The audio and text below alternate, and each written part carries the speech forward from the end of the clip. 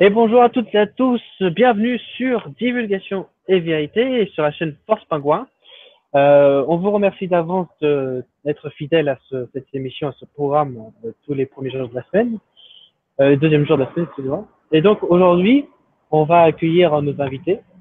Donc on va accueillir Gérard et Antoine. Salut Gérard. Bonjour, bonsoir tout le monde. Et salut Antoine. Salut tout le monde. Je mets pas ma caméra pour cette fois-ci parce qu'on a testé du coup sans la caméra, on m'entend beaucoup mieux apparemment. Voilà. Salut tout le monde. Bah écoute, salut. Donc comme vous l'avez vu voir dans le titre, on va faire le sujet les réincarnations. Donc, on va vous expliquer comment ça marche, pourquoi on se réincarne, dans quel but. Et surtout, quand on se réincarne, pourquoi on a l'oubli, le vol de l'oubli. Pourquoi on oublie nos vies précédentes, pourquoi on oublie ce qu'on était avant, et c'est comme si on redémarrait de zéro. On va vous expliquer tout ça, bien sûr, dans l'émission. Mais avant toute chose, je vais vous donner la définition de incarnation. Donc, qu'est-ce que ça veut dire et comment pourrait-on définir incarnation? Alors, en fait, c'est très simple. C'est une entité, parce que c'est pas forcément une personne, hein, ça peut être aussi des animaux, des plantes, etc. Donc, c'est une entité, physique ou non, qui s'incarne en un corps physique ou pas. Voilà. Quand je dis corps physique, ça peut être l'humain, donc les végétaux, aussi les fleurs, hein, les animaux, ça peut être aussi les rochers, les minéraux, tout ça, tous ces trucs-là. Selon la densité, bien sûr, hein, parce que on a plusieurs densités, hein, dont les végétaux et les minéraux sont en première densité, animaux en deuxième densité, corps humain en troisième densité, etc. Et ça vient après, hein, ça vient après, pour suivre l'évolution.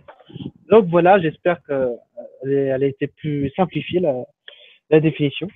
Donc on va laisser parler Gérard et Antoine pour l'explication, pour qu'ils vous expliquent comment marche la réincarnation. À toi, Gérard.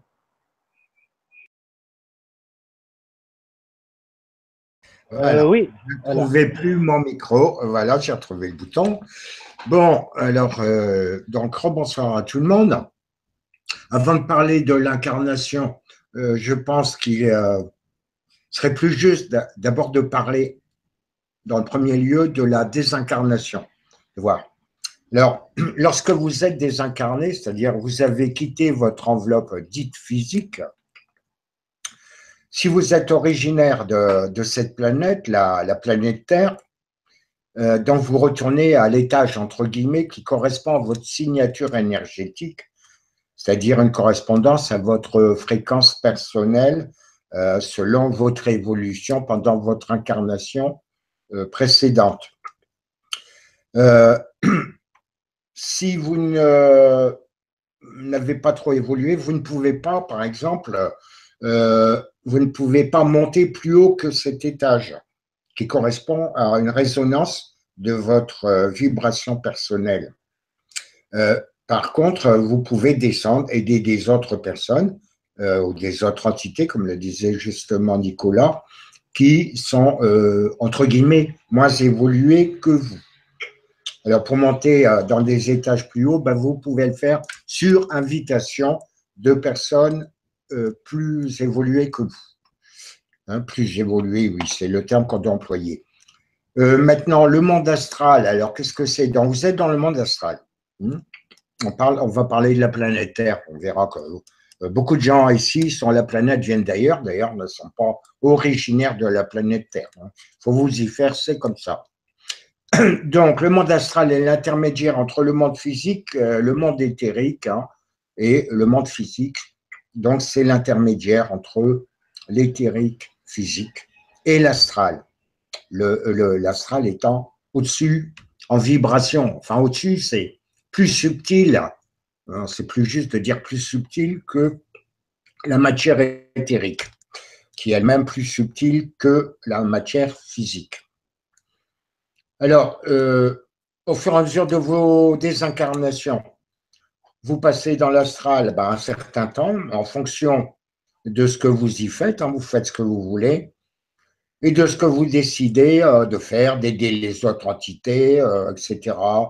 De faire quoi? Bah, d'étudier des choses, non, de faire des maths, je vais dire, par exemple, ou de la géométrie sacrée, c'est plus intéressant d'ailleurs, ou faire de la peinture, ou créer des œuvres. Hein. L'astral est très malléable, il suffit de penser, et là, vous constaterez que l'esprit domine vraiment la matière astrale, c'est euh, très, très malléable, plus facilement que de la pâte à modeler en physique, par exemple. Donc, qu'est-ce que je peux encore dire la désincarnation? Donc, c'est dans ce monde astral que vous allez décider, avec des entités qui vous conseillent, de vous incarner. De vous incarner. Alors, donc, que va-t-il se passer? Alors, on va parler de la fabrication et de l'incarnation dans le corps physique. Alors, supposons que vous êtes désincarné, hein, bien sûr, parce que si vous êtes déjà incarné, vous allez avoir du mal à vous incarner une deuxième fois, à moins que vous soyez un magicien, mais encore. Et donc vous êtes désincarné, ce qui arrive à tout le monde, bien sûr, hein, que vous soyez pauvre, riche, beau ou laid, ça n'a pas d'importance, tout le monde y passe. Et vous vous retrouvez dans le mode astral ou mental selon votre degré d'évolution. Hein, parce qu'au-dessus de l'astral, il y a le mental. Après y avoir passé un certain temps votre corps astral via d'autres densités, vous allez fabriquer un corps éthérique. Je dis bien un corps éthérique que vous allez fabriquer. Mais ces informations vous viennent de vos densités beaucoup plus subtiles. Hein, mais on reste au niveau astral. Et donc, vous allez fabriquer un corps éthérique en fonction de ce que vous avez décidé, du sexe que vous avez choisi d'avoir pendant votre prochaine incarnation. Hein, mais il arrive d'ailleurs parfois des erreurs aussi. Hein. Il y en a qui se trompent de sexe aussi. J'en ai vu plusieurs dans cette incarnation-ci. Ça arrive. Et puis, donc, vous choisissez vos futurs parents que vous avez également choisi en fonction de l'expérience physique que vous avez projeté d'expérimenter sur Gaïa. On ne parle que de Gaïa, on reste sur Gaïa. Ce sera plus simple. Le corps éthérique va s'incarner dans le corps physique, le corps de votre future mère, c'est-à-dire avant que la première division cellulaire. Hein. Je ne vais pas vous faire un cours, je pense que vous savez tous comment que ça se fabrique. Hein. D'abord, il y a un ovule, un spermatozoïde, et puis l'ovule se divise en deux, puis chaque deux parties en deux, etc., etc. C'est fractal comme tout dans tous les univers. Hein, donc, un petit résumé très rapide. Donc, ce corps éthérique, à quoi il sert? Eh bien, donc, il s'incarne en premier. Il va gérer la division cellulaire des cellules qui sont fabriquées en matière physique donnée par le corps de votre mère. D'accord? Il est chargé de structurer, de configurer votre prochain corps physique tel que vous avez projeté de l'avoir. Donc, il le protégera, il le réparera, il accompagnera tout au long de votre vie physique et demeurera dedans du début jusqu'à 3 jours après votre décès physique. Aussi parce qu'il essaiera de remettre en route la machine physique. Lui, il est pas payé, mais c'est son rôle, c'est d'organiser la gestion, la fabrication de votre corps physique et de le maintenir en bon état pendant toute votre existence physique et voire à 3 jours après.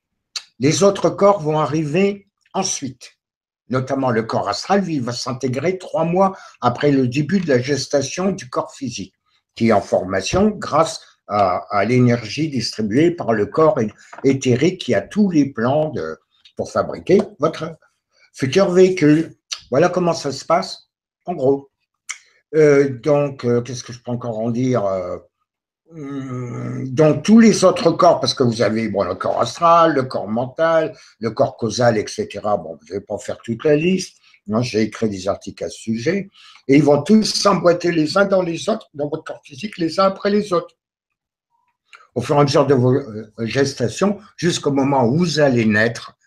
Et là, il y aura la coupure du cordon ombilical qui vous relie au placenta à votre mère. Et donc, voilà. Qu'est-ce que je peux vous dire encore? Il y a des cas très particulier d'incarnation qui peuvent arriver. Des entités ont un besoin urgent pour une mission très ponctuelle et très urgente de s'incarner sur Gaïa. On parle toujours de Gaïa. Et à ce moment-là, cette entité ou ces entités vont rechercher quelqu'un qui a des tendances suicidaires et dont on est sûr qu'il va se suicider. Donc, arrêter son incarnation. Et donc, ces entités rentrent en contact avec cette personne, lui proposent de ne pas se suicider pour ne pas endommager le véhicule physique, mais de l'aider à sortir du corps physique, donc de retourner dans l'astral ou dans le mental, en général c'est dans l'astral à ce niveau-là, et de prendre sa place. Comme ça, pour avoir directement un corps adulte, on va dire, sans être obligé de passer par la gestation et puis l'enfance, etc., qui prend quand même un certain temps. Et donc, en échange, cette personne qui voulait se suicider, elle ne subira pas le karma, c'est-à-dire qu'elle ne sera pas obligée de se réincarner une autre fois en ayant le même type de problème qui l'a conduit à vouloir se suicider. Donc voilà, en gros, comment ça fonctionne. Et puis ben là, je vais vous laisser poser des questions et parler nos autres amis qui sont là. Et puis je répondrai à vos questions, puis je vous donnerai des compléments d'information. Merci. Merci, merci Gérard pour cette explication très, très détaillée et très intéressante. Antoine, est-ce que tu as quelque chose à rajouter? Est-ce que tu veux détailler un petit peu? Rajouter par rapport à ce que Gérard a dit, pas forcément. En revanche, préciser quelque chose aussi. Alors, c'est selon mon ressenti, c'est que, donc selon mon ressenti, le processus d'incarnation sur la Terre, donc ici, il est pas, on va dire, il est pas dans son état originel et tel qu'il devait être initialement prévu. Pour moi, c'est-à-dire quand on s'incarne, quand une conscience s'incarne dans un corps physique, matériel, le voile de, enfin ce qu'on appelle le voile de l'illusion et ce voile où on perd complètement sa mémoire. Normalement, enfin c'est dit comme ça peut paraître étrange, mais initialement, on n'était pas censé arriver à ce point-là parce que ça a créé beaucoup de distorsions en fait dans les incarnations des êtres et ça a permis du coup en fait aux personnes qui étaient en fait prisonniers quelque part dans l'incarnation, puisqu'ils ne se souvenaient pas déjà de leur intention d'incarnation de base et de pourquoi ils étaient venus ici. Et donc, ça les embriquait dans un engrenage qui se répétait. Et c'est là où certains parlent de karma, justement, de karma incessant et répétitif, où des personnes, en fait, s'embrigadent dans des histoires karmiques ou dans des souffrances, mais qui sont pas forcément, justement, nécessaires à leur évolution. Et c'est là que, justement, il y a la notion de déséquilibre qui intervient et qui fait qu'il y ait il y a autant aussi d'incompréhension, de souffrance.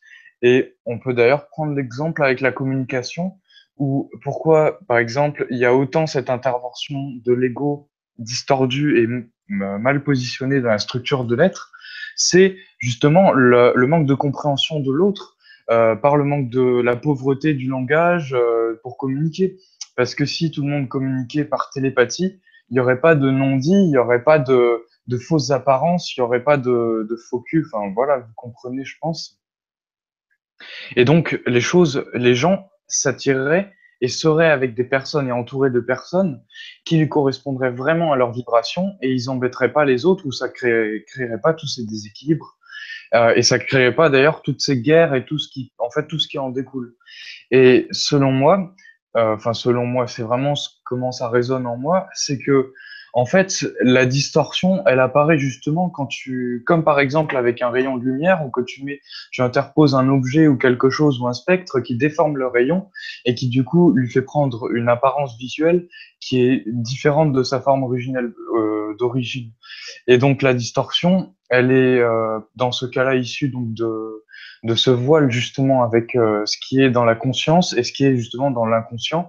Et après, il y a toute la structure du subconscient, de l'inconscient et tout. Pardon. Et bah, ça va très loin. C'est comme les poupées russes, à chaque fois, ça débloque d'autres sujets et beaucoup de choses. Mais en tout cas, selon moi, le système de réincarnation et d'incarnation sur la Terre, il est énormément manipulé par certains êtres, justement, qui, dans l'astral, ou avec des technologies holographiques, ils manipulent et ils captent certaines consciences pour leur faire les entraîner dans des processus de réincarnation répétitifs. Et justement, en ce moment, c'est en train de se débloquer et il y a beaucoup de choses qui sont en train de s'ouvrir par rapport à ça. Voilà. Je vous laisse continuer. Oui, alors, merci Antoine. Oui, il faut savoir qu'il y a très, très, très, très longtemps, à l'époque, avant les dits Adam et Ève, les êtres qui vivaient sur Gaïa étaient tous unis. Ils savaient qu'ils étaient tous un. Ils vivaient au minimum plus de 500 ans à l'époque. Ils n'avaient pas le voile de l'oubli parce qu'ils étaient tous unis, ils avaient la connaissance, ils avaient accès à leurs autres densités plus subtiles. J'aime pas employer le terme plus supérieur, plus subtil, dira-t-on, c'est plus exact. Et alors, ils voulaient une pomme, ils avaient une pomme, ils voulaient n'importe quoi, une maison, ils avaient une maison, etc. Ils voulaient un vêtement, ils avaient un vêtement. Il suffisait de penser. Donc, ils avaient accès à toutes ces connaissances des manipulations de l'énergie, hein, qui est appelée la magie à l'heure actuelle sur cette planète. Et la conséquence de ça, bon, les gens vivaient heureux, ils n'étaient jamais malades ni rien. Mais on va dire la source, entre guillemets, dont faisait partie, et nous aussi à l'heure actuelle faisons partie, la source à l'heure actuelle, ces gens-là en faisaient partie, s'est rendu compte elle-même que ces entités qui vivaient à cette époque pré-adamique n'évoluaient pratiquement pas. Pourquoi? Parce que justement, il n'y avait pas de voile, il n'y avait pas de maladie, il n'y avait pas de catalyseur dit négatif qui permettait de les secouer un petit peu de leur torpeur. De là est venu, a été décidé et instauré ce qu'on appelle le voile de l'oubli, qui a mis la dualité, c'est-à-dire la première distorsion qui s'appelle la loi du libre arbitre, c'est-à-dire de pouvoir choisir entre guillemets, le bien ou le mal, le plus ou le moins, etc. Et c'est de là est venue cette distorsion et qui a été fait, ça a été fait exprès pour permettre aux entités qui s'incarnent sur cette planète en particulier, mais c'est valable sur d'autres aussi, de pouvoir faire un choix et d'évoluer beaucoup plus rapidement. Voilà dans la réalité ce qui s'est passé, pourquoi ça a été mis, cette première loi de distorsion, qui est la loi du libre arbitre. Hein, donc, effectivement, bon, ben, les gens à l'heure actuelle commencent à s'éveiller, se rendre compte que ces catalyseurs extrêmement négatifs les font souffrir, etc. Mais ce qui les oblige à évoluer dans le bon sens beaucoup plus rapidement que s'il n'y avait pas ces entités dites négatives qui servent de catalyseurs. Voilà, merci, je vous écoute. Oui, et puis merci Gérard et merci Antoine pour ces informations. J'allais compléter par dire, par rapport à Gérard, de ce qu'il vient de dire, oui, dans toute vie, peu importe votre planète, peu importe la civilisation, etc., dans toute vie, vous avez l'évolution, mais dans l'évolution, vous avez le bien et le mal, ce qu'on appelle la dualité. Et vous avez aussi la polarité masculin-féminin. Alors là, nous sommes, comme vous l'apercevez, nous sommes dans l'ère du Verseau. D'ailleurs, la date exacte pour tous ceux qui veulent savoir, oui, mais attendez, on est à l'heure du Verseau, nous sommes en 2017, etc. Exactement, la date, c'est ère du Verseau, année 4. Ça, c'est la date exacte. Année 5, excuse-moi. Année 5, parce que 5 plus 2 est égal à 7. Donc 2017. Année 5. Mais mettons ça de côté. Il est vrai que, comme dans toute civilisation, comme dans toute vie, si vous avez trop de bons, ce qu'on appelle la source, mais en fait, elle s'appelle elle, EL, pour elle et lui, la polarité, et ben, va rééquilibrer ça. Pour justement, parce que s'il y a trop de bons, et ben, comme l'a dit Gérard, on ne va pas s'embêter à évoluer. On va rester dans notre confort et ensuite, on va poursuivre notre vie. Mais le but étant d'évoluer, du coup, la source va mettre la dualité, ce qu'on appelle le mal, et ensuite va justement avoir soit des conflits ou soit quelques petits intérêts, qui va faire que le monde va évoluer, comme nous le sommes aujourd'hui.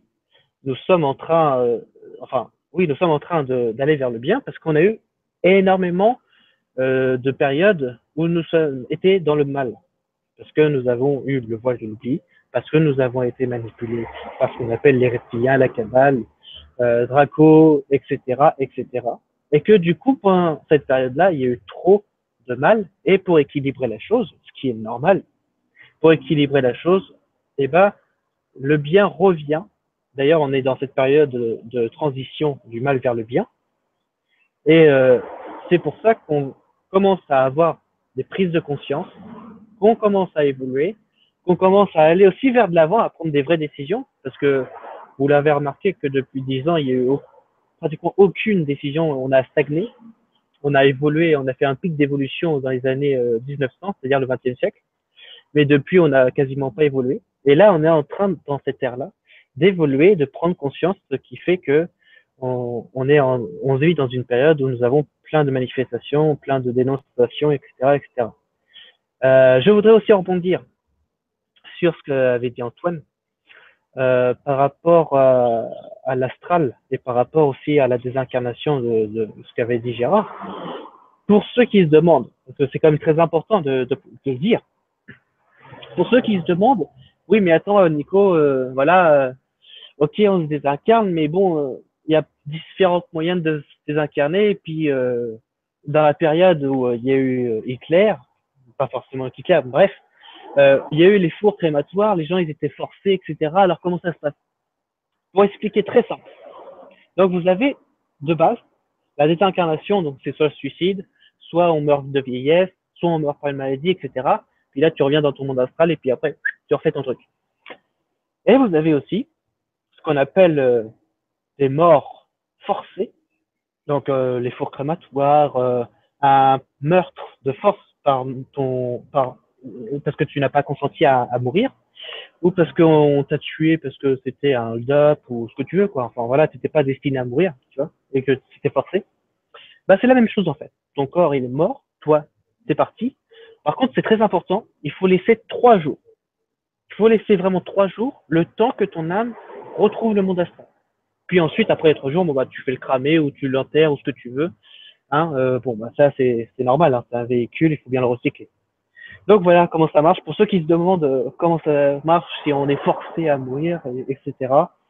Ça marche de la même manière, mais avec une petite déclinaison qui est bien sûr les 3 jours. Mais ça marche sans tout. Hein, peu importe si tu meurs de vieillesse, qu'on te fait noyer, qu'on se suicide, etc. Il faut toujours laisser 3 jours à ton corps. Puis ensuite, tout se passe bien. Dans le meilleur des mondes.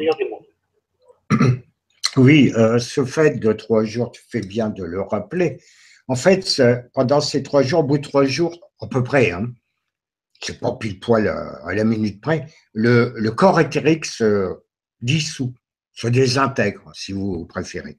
Parce que lui, lorsque vous venez de ce que vous appelez mourir, et lui, comme il est chargé de réparer votre véhicule physique, votre corps physique, donc il va s'ingénier un maximum pour essayer de remettre la machine en marche, de le réparer.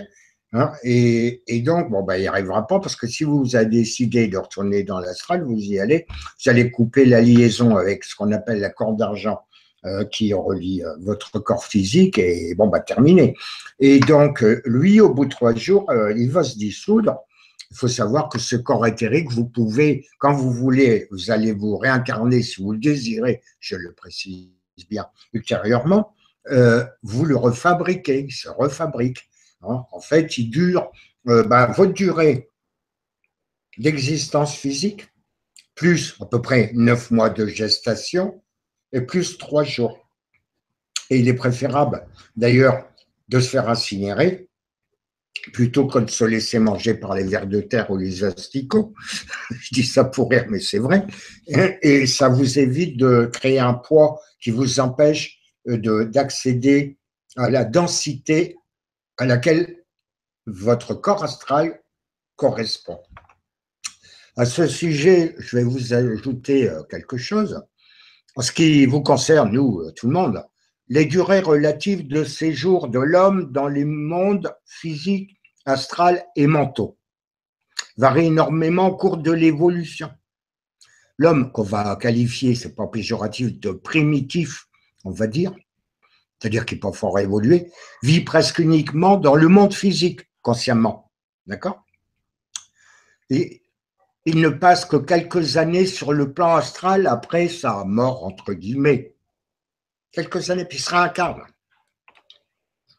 À mesure qu'il se développe, donc il évolue, sa vie astrale devient plus longue et son intellect s'éveille, sa conscience.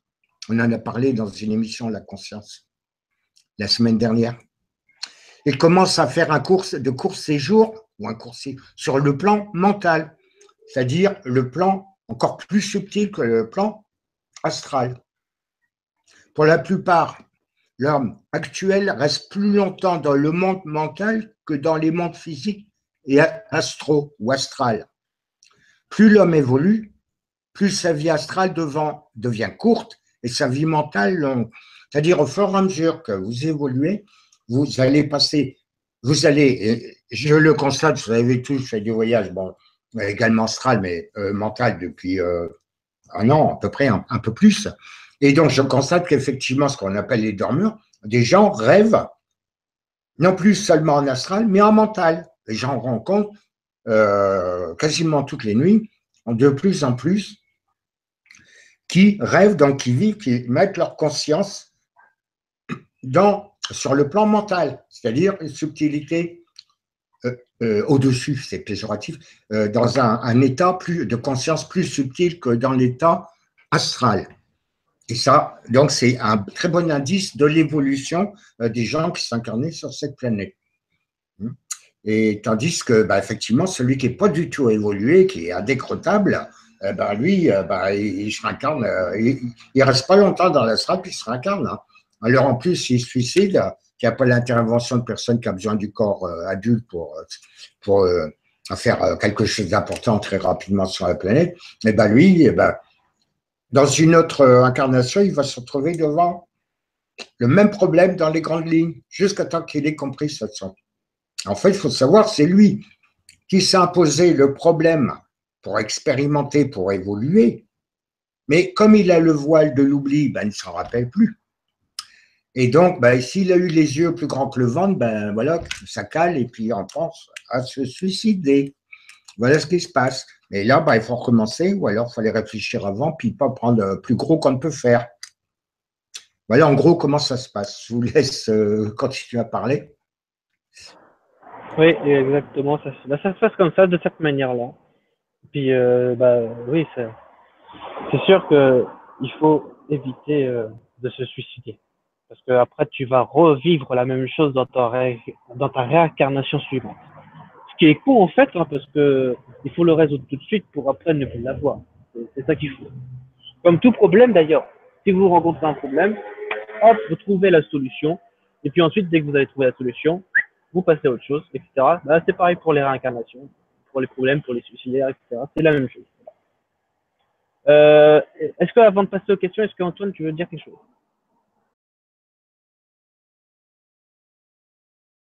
Non, tu veux.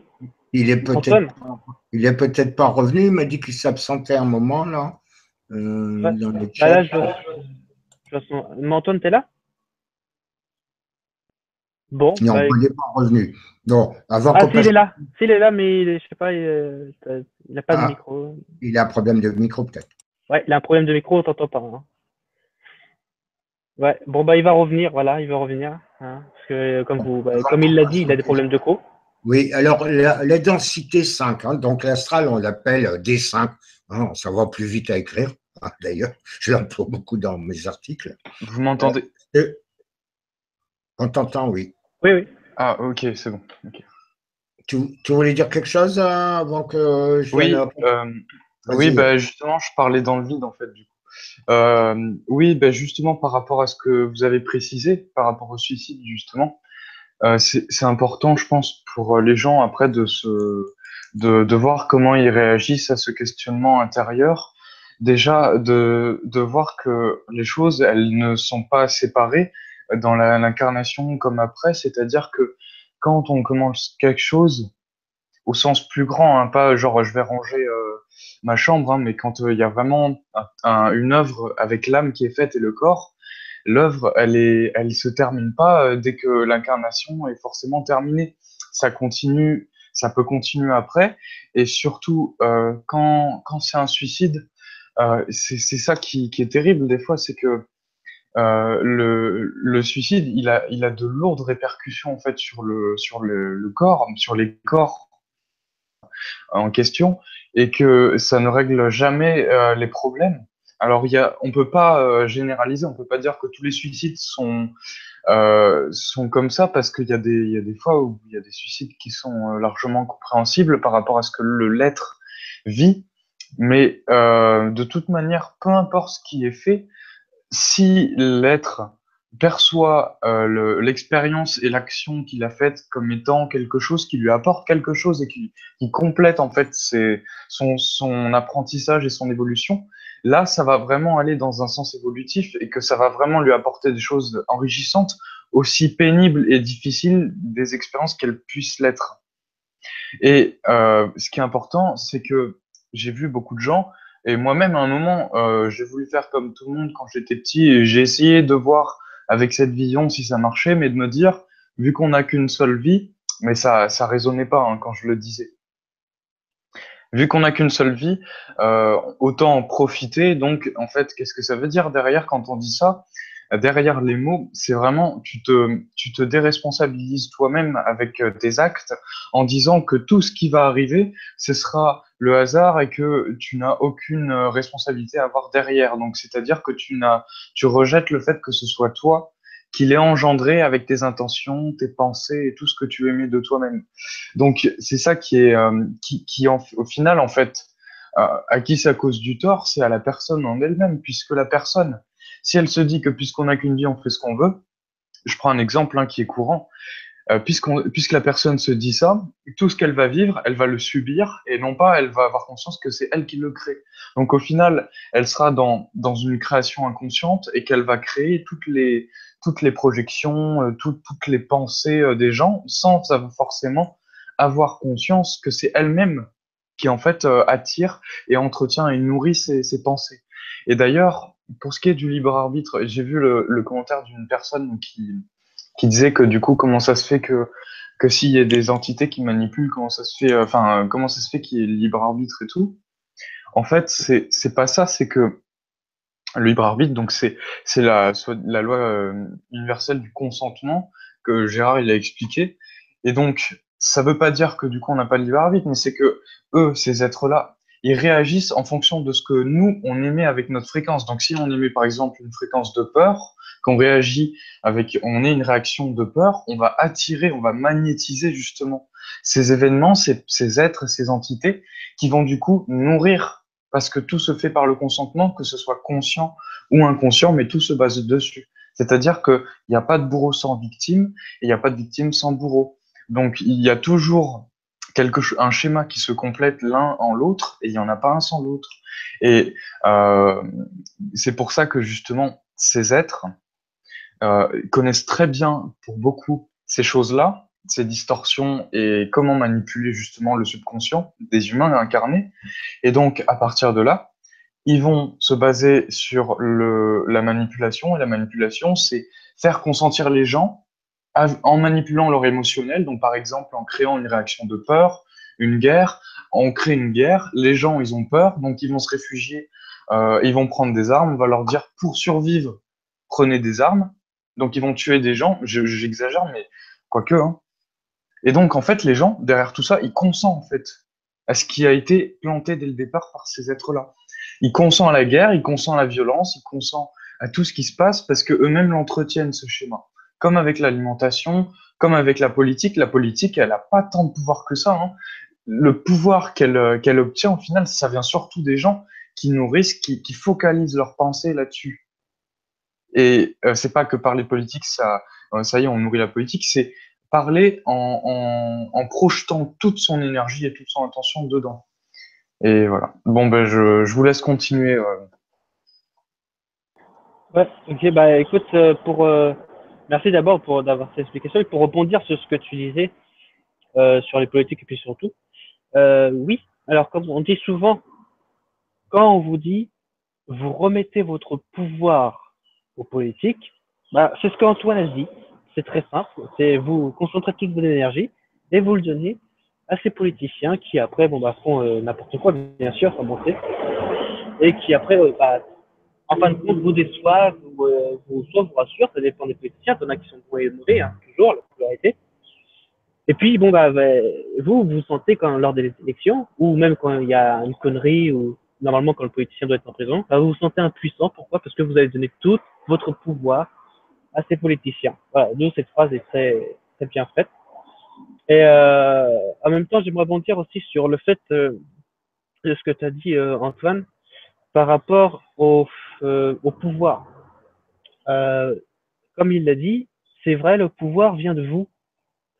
Donc en fait, si vous projetez quelque chose sur un objectif, on prend exemple, hein, d'accord, on prend exemple, vous vous projetez plus tard d'avoir un monde sans argent, admettons, d'accord.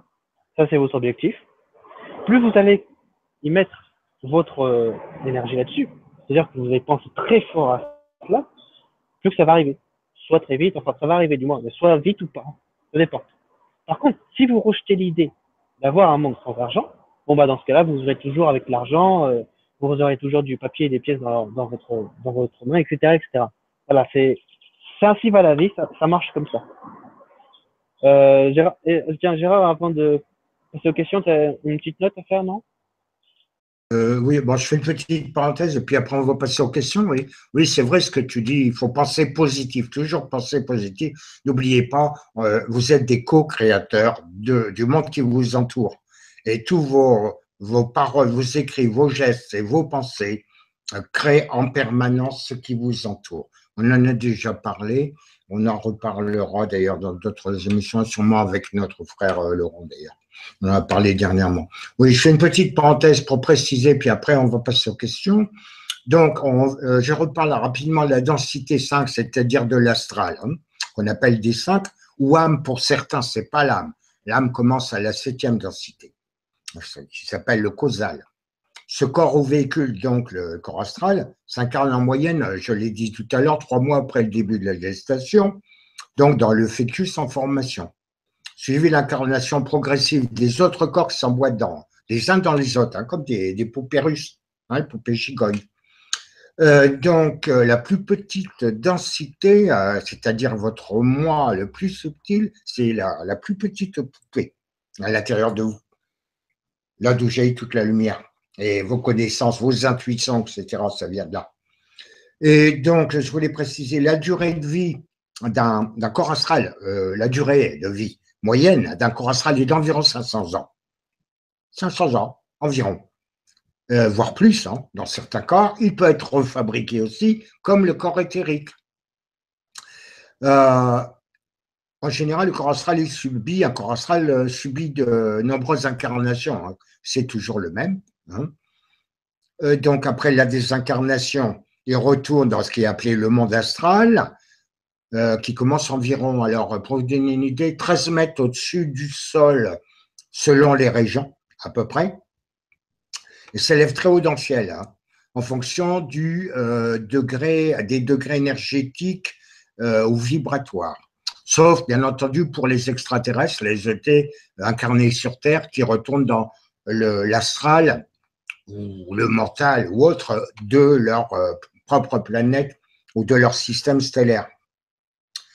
La personne désincarnée, donc en astral, séjourne plus ou moins un temps variable, en conscience, hein, dans l'astral, hein, un déplacement de conscience.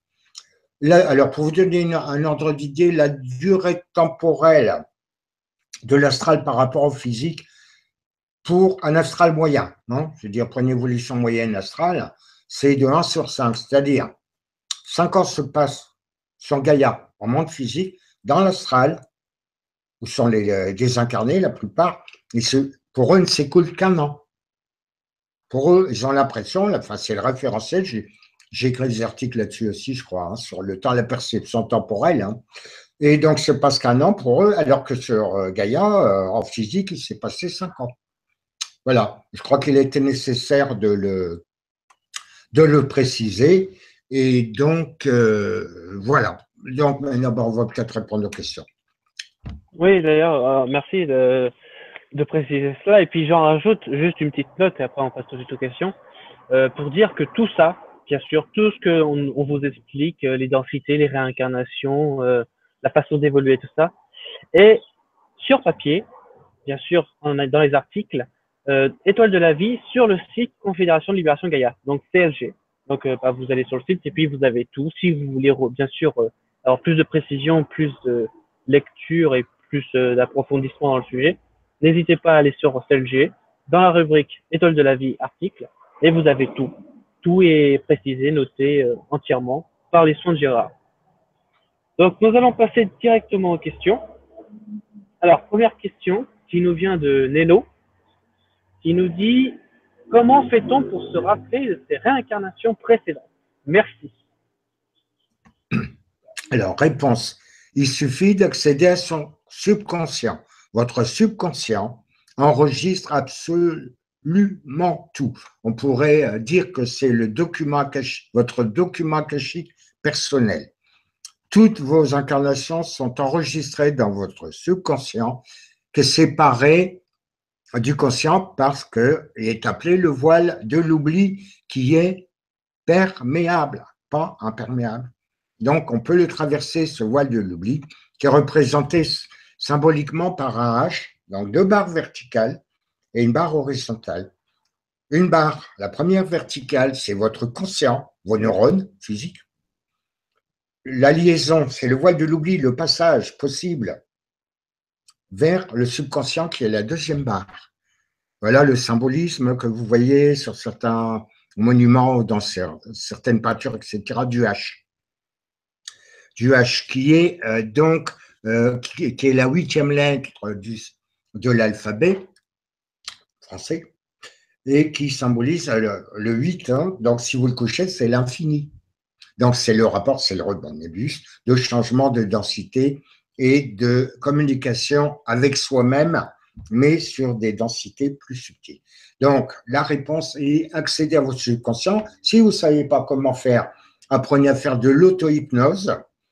Alors, si vous ne savez pas non plus comment faire, trouvez un hypnotiste ou une hypnotiste compétente qui va vous mettre en état d'hypnose si vous n'êtes pas réfractaire profond et vous faire une suggestion post-hypnotique qui se réalisera, par exemple, du genre, quand vous serez réveillé, quand je désire me mettre en état d'hypnose, je m'y mets, il suffit d'y penser. 1, 2, 3, je m'envise au bois, je rigole, mais ça marche très bien. Et hop, vous tombez en état d'hypnose, vous allez accéder à votre subconscient.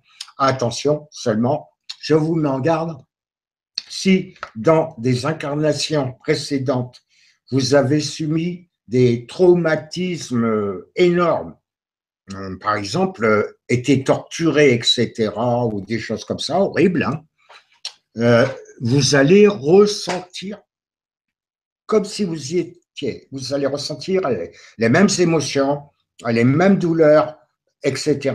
Alors faites extrêmement attention. Il y a des expériences qui ont été faites où, durant mon incarnation actuelle, qui est la 13e, où j'ai connu des gens où ça avait été mal fait, qui sont décédés d'une crise cardiaque parce que amenés et l'hypnotiste n'était pas suffisamment compétent ou pas assez réactif, la personne est décédée d'un arrêt cardiaque. Hein, donc, parce qu'elle a revécu tous les symptômes émotionnels et physiques de cette incarnation où elle a subi des dommages corporels et psychologiques. Donc, hein, faites quand même attention à ce que vous faites, pas avec n'importe qui aussi. Hein, donc, voilà. Ouais, merci Gérard pour la question. Antoine, un petit mot là-dessus sur la... Oui, enfin, oui.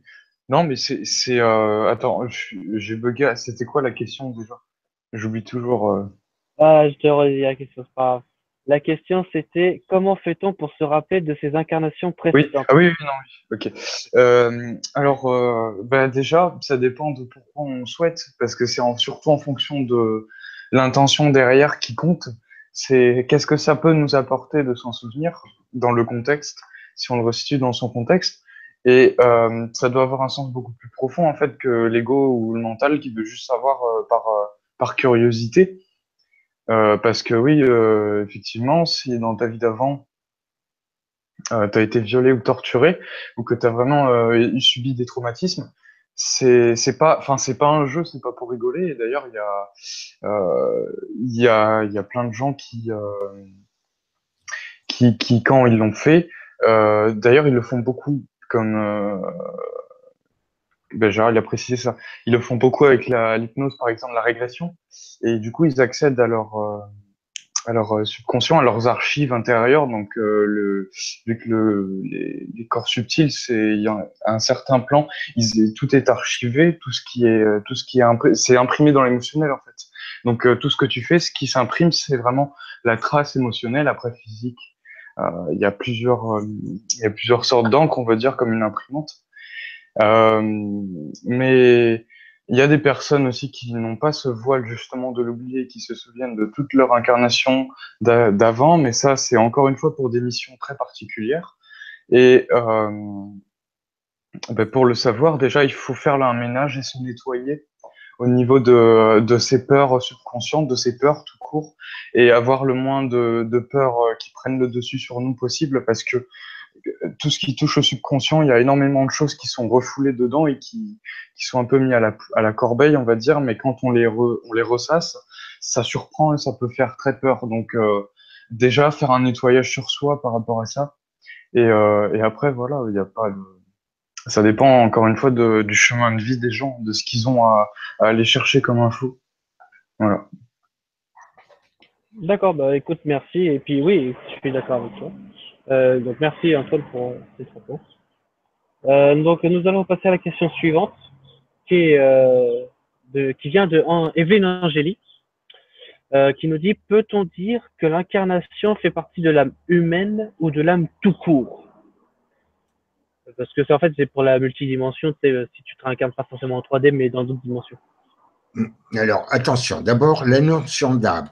Beaucoup de terriens s'imaginent que l'âme, c'est le corps astral, donc cinquième densité.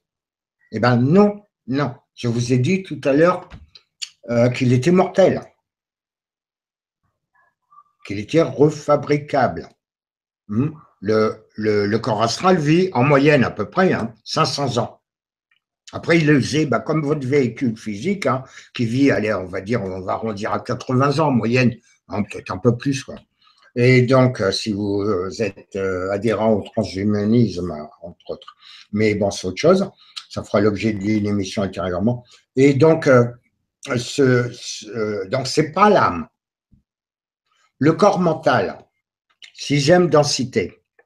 Donc, quand on parle de densité, c'est-à-dire que votre conscience, ces véhicules ont de moins en moins d'éléments dits physiques, dits atomiques dans le sens où on vous l'a appris à l'école, c'est faux aussi, mais bon. Donc, on ne va pas s'étendre dessus. Donc, c'est pour ça que c'est de plus en plus léger et de moins en moins dense. C'est pour ça que, par exemple, un corps astral, un corps éthérique, un corps astral, un corps mental passe à travers la matière, dite physique. Parce que dans la matière, entre les atomes, il y a des espaces monumentaux.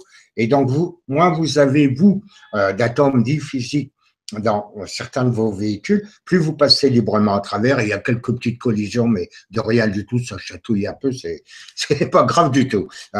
Mais plus vous êtes dans des densités subtiles, moins vous avez de collisions, forcément, parce que vous êtes composé de moins de matière qu'on appelle atomes. Alors, la densité 6, c'est pas encore l'âme, c'est le mental. Ou là, vous qui nous écoutez aujourd'hui, de plus en plus, vous rêvez en mental. Vous passez pratiquement plus de temps en astral, pour la majorité d'entre vous qui êtes éveillés, vous passez beaucoup de temps à rêver en mental. La densité plus subtile. Le mental, en moyenne, c'est entre 2000 à 3000 ans que ça vit. un véhicule mental. Vous voyez, c'est une bagnole un peu plus performante, elle s'use moins vite que les autres. Donc, c'est pour rire, mais c'est vrai. La comparaison est très juste. Et donc, le corps mental peut être refabriqué aussi. Et on arrive, alors, on va pouvoir commencer à parler d'âme à la 7e densité.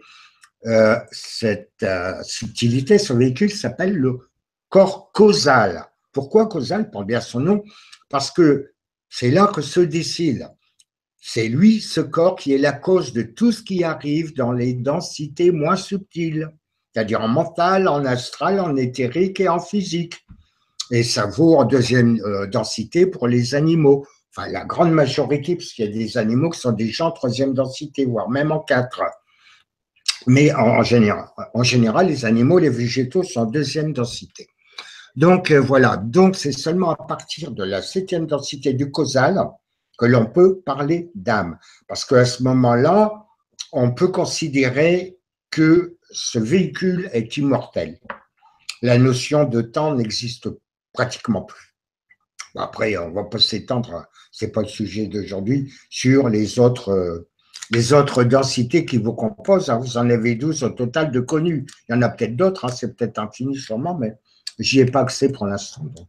Donc, je m'abstiens de l'évoquer. Quand je ne sais pas, je ne dis rien. Et donc, voilà. Donc, voilà comment ça se passe. Donc, c'est à partir de la 7e densité qu'existe ce qu'on peut appeler l'âme. Et pas du tout. Pas quand vous êtes dans l'astral entre deux incarnations, c'est pas votre âme, votre conscience, c'est pas dans votre âme. Par contre, quand vous avez des intuitions de quelque chose, ah ben, j'avais l'intuition que ça allait arriver, tout ça, ben ça, c'est votre causal qui vous envoie l'information via le mental, via l'astral, et ça passe par l'éthérique en transition, c'est le mécanicien, des fois pas d'ailleurs, et puis ça vient dans le physique. Voilà comment ça fonctionne. Mais alors, dans ce cas-là, parce que pour simplifier tout, il faut bien simplifier, ça veut dire que l'âme commence à la 7D, donc 7e densité, on l'appelle le corps et la densité causale, mais est-ce que ça veut dire qu'en dessous, l'âme existe? Non, il n'y a pas d'âme. L'âme ne démarre, en dessous, ce ne sont que des véhicules grossiers. Donc ça veut dire que là, dans la 3 et 4.2 que nous sommes, nous n'avons pas d'âme. Voilà, par exemple, si on prend les reptiliens, on peut dire qu'ils n'ont pas d'âme parce que rares sont ceux de leur espèce qui accèdent à la 6e densité. Et encore pas tout en haut de la 6e densité qui donne accès à la 7e qu'on vient d'appeler, qui s'appelle causale. Et donc, ces gens-là, ces entités, qui vivent à la fois en physique et en éthérique, dans les deux, ils ont leur conscience dans les deux mondes, c'est pas des mondes, les deux densités, physique et éthérique. Et ces gens-là se nourrissent bien sûr d'énergie émotionnelle des plantes, des animaux, des humains. Enfin, les humains sont des animaux aussi, prétendument plus évolués d'ailleurs. Et donc, se nourrissent de ça. Mais ces entités-là, s'ils n'évoluent pas dans le bon sens, ça commence à venir chez eux, faut pas croire. C'était, on en a parlé au début, des catalyseurs qui permettaient aux gens, aux entités sur cette planète, à l'école, d'évoluer plus rapidement. Donc, ces entités, donc on va dire les dracoreptiliens, s'ils viennent à être détruits physiquement, ils retournent dans l'énergie du vide complètement, ils n'ont plus d'identité. Ils retournent à la source, mais vous savez que le vide est plein, on l'appelle improprement le vide sur cette planète, il est plein d'énergie. Hein, c'est incommensurable la quantité d'énergie, tout se transforme là-dedans. Hein, ça passe en particules, en virtuel, etc. Bon, ça gigote sans arrêt, sans arrêt, sans arrêt. Et donc, ils retournent à ça, mais ils n'ont plus de conscience d'être. Ils n'ont plus de conscience d'être. C'est pour ça qu'on les appelle des corps vides. Enfin, des gens comme moi, on les appelle des corps vides parce qu'ils n'ont pas d'âme. Et donc, ils le savent. Ils le savent, et c'est pour ça qu'ils ont toujours veillé à… bon, ils vivent très longtemps dans leur état s'ils veulent, il n'y a pas de souci. Ils ont de la technologie aussi, je vous le dis, ils évoluent aussi, mais vers le bas, j'aime pas, mais dans la partie négative de la force ou de la source. hein, mais ils sont nécessaires sans des catalyseurs. Hein. Nicolas vous l'a dit tout à l'heure. Et donc, ces gens-là veillent à vous maintenir, vous, terriens, dans l'ignorance la plus absolue pour pas que vous récupériez vos capacités. J'aime pas le terme pouvoir, vos capacités que vous avez perdues, parce qu'ils savent très bien que du jour où vous allez les retrouver, eux sont finis. Si vous embêtent, simplement le voulant, vous les détruisez immédiatement. Eux le savent très bien. Malheureusement, vous ne le savez pas, et des gens comme moi, on est là pour vous le dire. Essayez de vous ouvrir à retrouver vos capacités. On vous donne des ficelles, on vous explique certaines techniques qui vous permettent d'accéder, que ce soit aux sorties astrales conscientes, à faire de la télépathie, à vous servir d'un pendule, etc. Il y aura d'autres articles qui sont écrits, où on vous expliquera des choses, comment contrôler votre esprit et contrôler la matière, mais on y va progressivement quand même. Mais il vous appartient, vous, de retrouver vos pouvoirs. Et tous ces gens-là ont veillé depuis très, très, très, très longtemps à vous garder dans l'ignorance, en vous apprenant le contraire de la réalité des choses. Voilà. Et des gens comme moi, comme nous, hein, on n'est pas seul, on est partout. Puis moi, je ne suis pas tout seul non plus. Il y a du monde avec moi, hein, je vous le dis, que vous ne verrez jamais. Et donc, voilà. Et donc, on est là pour vous donner un coup de main, pour que vous montiez plus vite en évolution, retrouviez vos capacités le plus rapidement possible. Et là, vous serez débarrassé de ce que vous appelez le mal. Eux le savent très bien, ils connaissent, ils ont la trouille de vous, je vous l'aurais dit. Ils ont peur de vous. Malheureusement, vous ne le savez pas encore. Vous n'avez pas la conscience. Mais c'est fait exprès, c'est eux qui ont voulu pour pas que vous ayez conscience de votre puissance. Voilà, merci. Merci Gérard pour toute cette explication. Est-ce que Antoine, tu as quelque chose à dire là-dessus? Ouais, juste pour compléter, c'est exactement ça. Et d'ailleurs, ce qui libère en fait la conscience, c'est de connaître et de rendre les choses conscientes et non inconscientes, parce que tout se base, la plupart des manipulations se basent sur justement l'inconscient et le subconscient. C'est que vu que c'est rendu inconscient et subconscient, la personne, bah, elle n'utilise pas son plein potentiel et son outil pour justement se décrasser, par exemple, de toutes les peurs, de toutes les tortures, de tout ce que ces êtres-là peuvent faire sur le plan éthérique, par exemple, ou astral, ou même physique, hein, avec les portails organiques, par exemple, ou les psychopathes, ou les pervers narcissiques. Enfin, il y a plein après. Après, ça crée. Enfin, en fait, tout ce qui est identifié à l'extérieur de nous, autour de nous, ça se passe aussi à l'intérieur. Donc, la notion, par exemple, diabolique ou du mal, bah, je dis pas qu'on l'a à l'intérieur de nous, mais ça se reflète à l'intérieur de nous. Donc, quand on dit nos démons intérieurs ou notre bête intérieure, ça se passe toujours dans notre intériorité. Vu que tout le monde, comment je pourrais le dire? Mais ce qu'on appelle la vérité et notre réalité, elle part de notre intérieur. Et qu'à l'extérieur, ce sont des miroirs, des reflets. Et donc, quand on le voit comme ça, déjà, il n'y a plus vraiment cette notion, on peut dire, de mal ou de bien, même si ça peut être compréhensible et que je comprends des fois quand certains l'utilisent, la notion. Il y a plutôt une notion de à sa place ou pas à sa place, ou dans notre expérience ou pas dans notre expérience, ou ce que l'on souhaite vivre, ou ce que l'on a déjà vécu, ou ce que on estime qu'on n'a pas nécessité de le vivre, ça. Donc, du coup, ça harmonise les choses beaucoup plus et déjà, ça responsabilise les gens en se disant, mais en fait, c'est moi et moi seul qui engendre et qui crée ma réalité et que ce qui m'arrive autour, c'est un reflet, justement, qui va me permettre, si je l'identifie, de comprendre que c'est moi qui l'ai engendré au départ. Et on revient toujours à la même notion de cette notion de création. On crée notre vie et en fonction de notre résonance vibratoire, de ce qu'on vibre à l'intérieur. Donc, si c'est de la peur, si c'est de la haine, si c'est de l'amour, de la joie, c'est comme des notes d'une partition. En fonction de la note, on va attirer toutes sortes d'événements qui vont correspondre, euh, qui vont correspondre à notre état à l'intérieur, pas à ce qu'on va dire avec les mots, ou ce qu'on veut faire croire aux gens, mais ce qui se passe à l'intérieur de nous. Et alors, je sais même plus ce que c'était au départ, ce dont on parlait, mais c'était. Attends, la question, c'était quoi? Euh, Euh, Tu veux que je leur dise? ouais, non, juste la directive. En fait, j'ai oublié ce que c'était. Ok. En fait, c'était tout simplement l'âme, pour savoir Oui, si... oui, ah oui, oui, qui reptient et tout. Oui, ben justement. D'ailleurs, il y a un meilleur moyen, il y a un très bon moyen, mais ça, encore une fois, ça demande de se libérer et d'avoir confiance en son propre pouvoir. Et c'est de leur envoyer de l'amour, d'émettre de l'amour en soi, ça les chasse, quoi.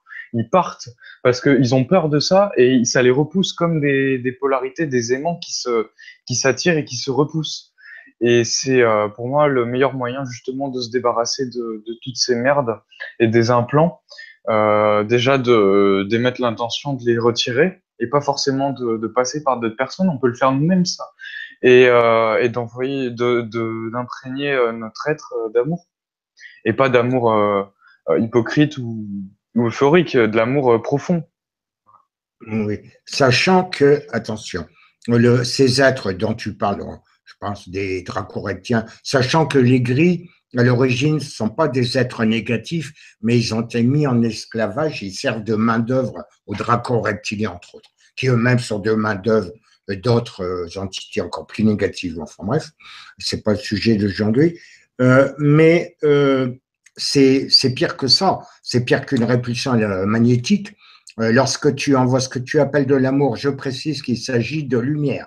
C'est un flux photonique extrêmement puissant. Ce qui est appelé communément amour, en fait, c'est de la lumière pure qu'on envoie. Amour avec un grand A, bien entendu. Donc, c'est la même chose qu'on dise amour ou lumière pure, c'est la même chose. Pour ces gens-là, ces entités-là, c'est pire que de l'acide sulfurique. Ça les brûle littéralement. Donc ça, ils tolèrent pas, ils supportent pas ça. Ils en ont une truc bleue et ils le savent très très bien. Donc ça, et déjà les pensées positives des gens, déjà les manipulent avec précaution parce que c'est chaud pour eux, pour leurs petites mains, je vais dire, aux petites griffes. Maintenant, en ce qui concerne la co-création dont tu parlais, Antoine, je te signale avec Nicolas, on a fait une émission sur les lignes temporelles il y a 3 ou 4 semaines, je crois, et où on explique ça, la co-création, ce qui se passe, que c'est le futur qui vient vers le présent et non pas le présent qui va vers le futur, et qu'en fonction des gestes, paroles, écrits et pensées, les gens créent ce qui les entoure, comme tu disais, ou du bien ou du mal. Enfin, c'est relatif. Tout dépend, c'est pareil, le bien et le mal, tout dépend de l'idée que tu t'en fais personnellement. Ce qui peut être bien pour toi va être forcément négatif pour quelqu'un d'autre. Un exemple très simple, tu gagnes le loto, c'est bien pour toi, tous ceux qui ont perdu, c'est mal pour eux. Voilà. C'est ça. Et d'ailleurs, ben voilà, c'est ce que je voulais dire, c'est que le mal et le bien, cette notion, elle est relative à chaque personne, à chaque être. C'est pas objectif, c'est toujours subjectif. Donc, dire que ça c'est mal, c'est toujours subjectif à la personne. Donc, au final, ça n'a pas de sens dans l'aspect global. Et de toute façon, pour ce qui est, par exemple, des reptiliens, déjà, il n'y a pas que. Et l'important, c'est pas de s'acharner sur les reptiliens et de faire quoi que ce soit avec ça, c'est de voir ce qu'il y a derrière et comment ils agissent eux en fonction de leur fonctionnement, mais le fonctionnement qu'ils ont, on le retrouve avec des personnes qui sont incarnées et des personnes qui peuvent être autour de nous. C'est là on a vraiment au niveau des reptiliens l'incarnation pure et même de l'ego dominateur uniquement. Donc forcément, ça part d'un déséquilibre vu qu'il n'y a pas justement le cœur qui est associé avec cet ego.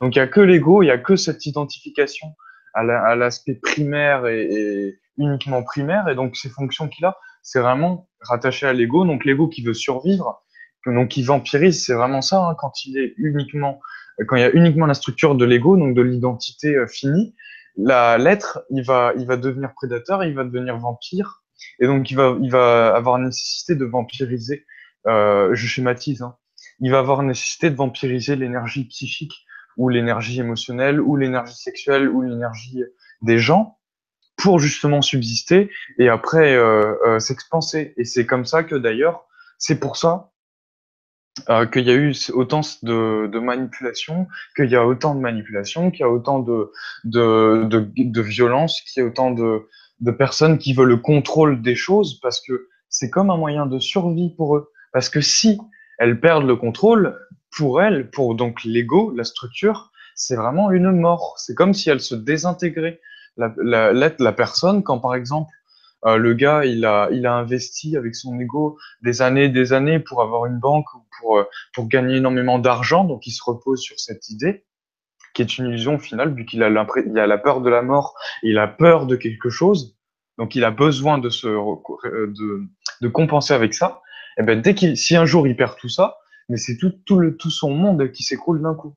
Et ça fait la même chose à une échelle on va dire pas forcément violente, vu que c'est la même chose au final, mais plus directe avec les reptiliens qui se désintègrent, par exemple, quand certains êtres d'amour, par exemple, peuvent les désintégrer en fonction de ce que ces êtres font, ou dépassent les limites, ou déséquilibrent les choses.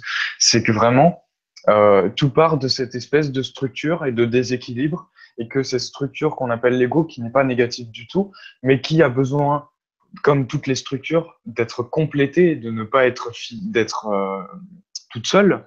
Bah, quand elle est déséquilibrée, bah, quand il y a un déséquilibre, bah, ça crée toutes ces choses-là. Et on le retrouve à toutes les échelles après. Voilà. Bah écoute, merci Antoine, mais oui, c'est vrai, je suis d'accord avec toi là-dessus.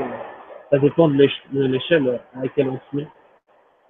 Donc merci pour la réponse. Antoine. Prochaine question qui nous vient, bah, toujours d'Evelyne, qui nous dit comment savoir de quelle planète on est originaire ou de quel groupe d'âmes fait-on partie?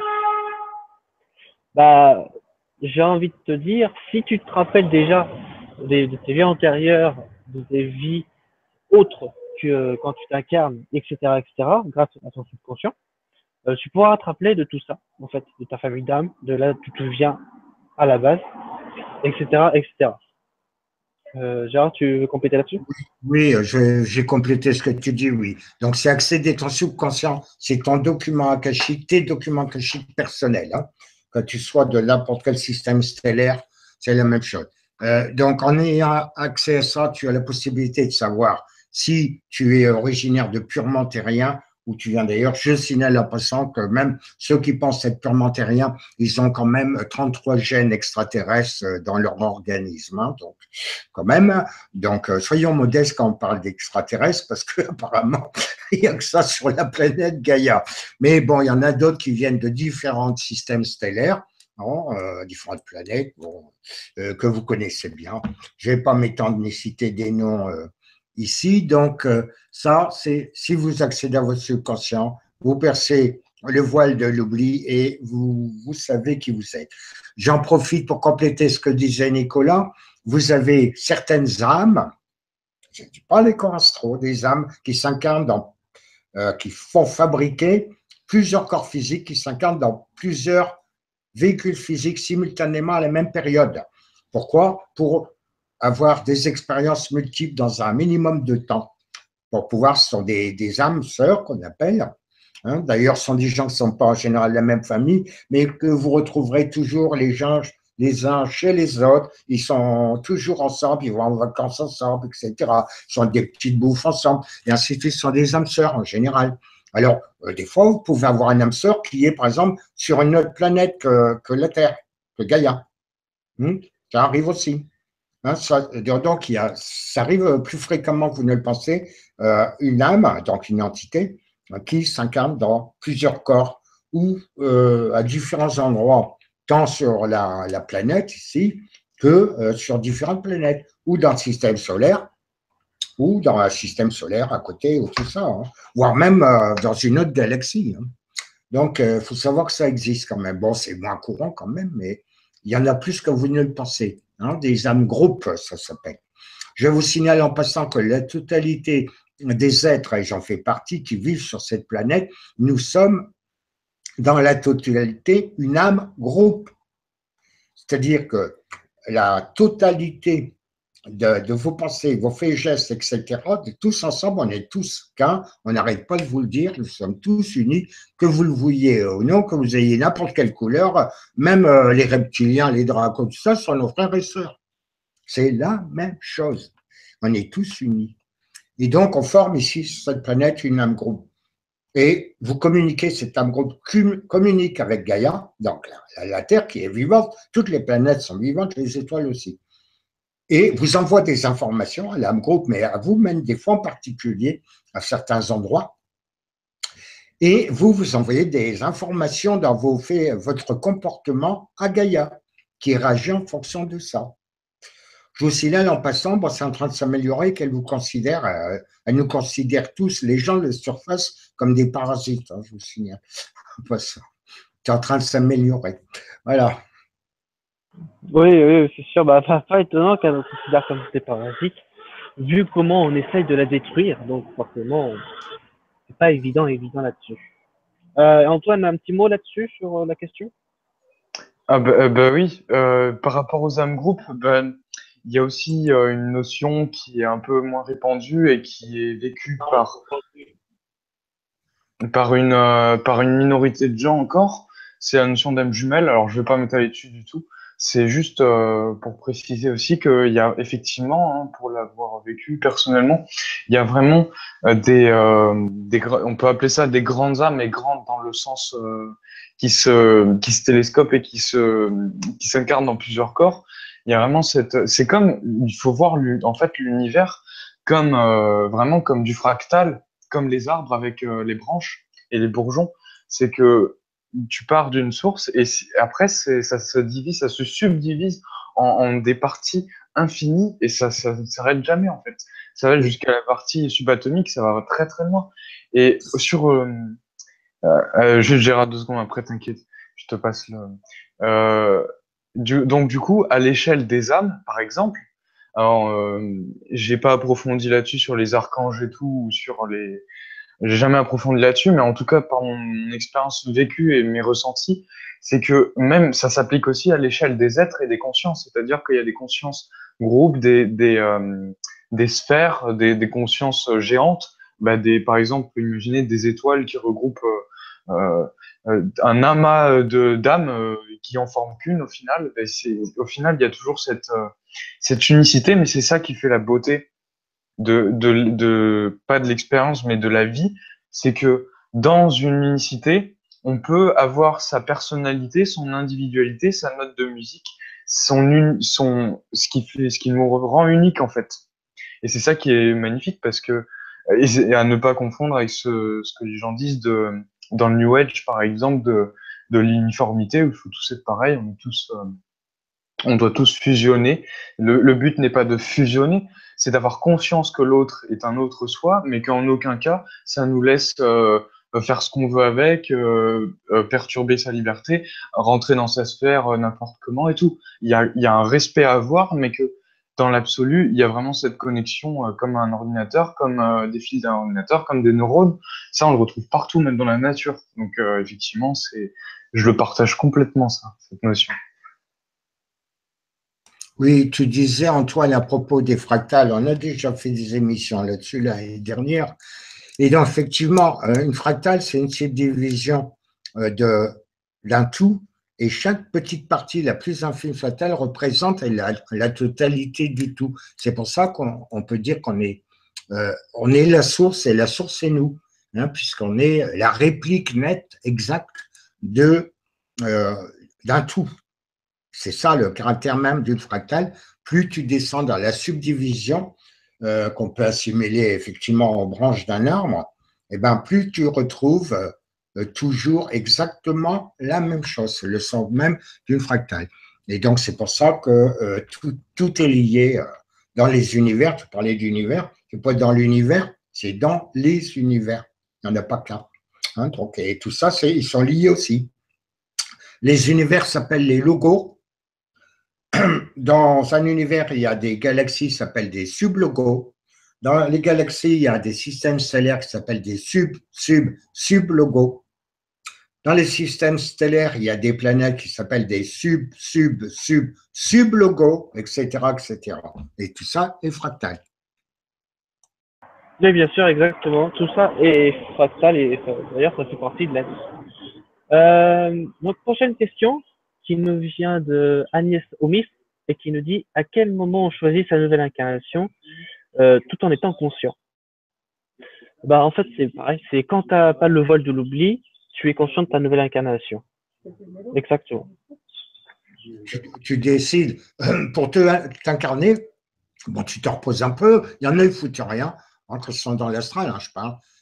Donc, il y en a, ils méditent sur l'existence incarnée qu'ils viennent de terminer. Hein, pour ceux qui n'ont pas eu conscience de leur faute pendant la durée de leur incarnation. Et puis, tu as des êtres, des fois, d'une fréquence plus subtile que la tienne, qui viennent te donner des conseils et tout ça, discuter avec toi si tu le désires, de ce que tu veux faire, si tu as envie de te réincarner, s'il y a quelque chose en particulier ou en général que tu veux expérimenter en incarnation, tu n'es pas obligé, tu as ton libre arbitre.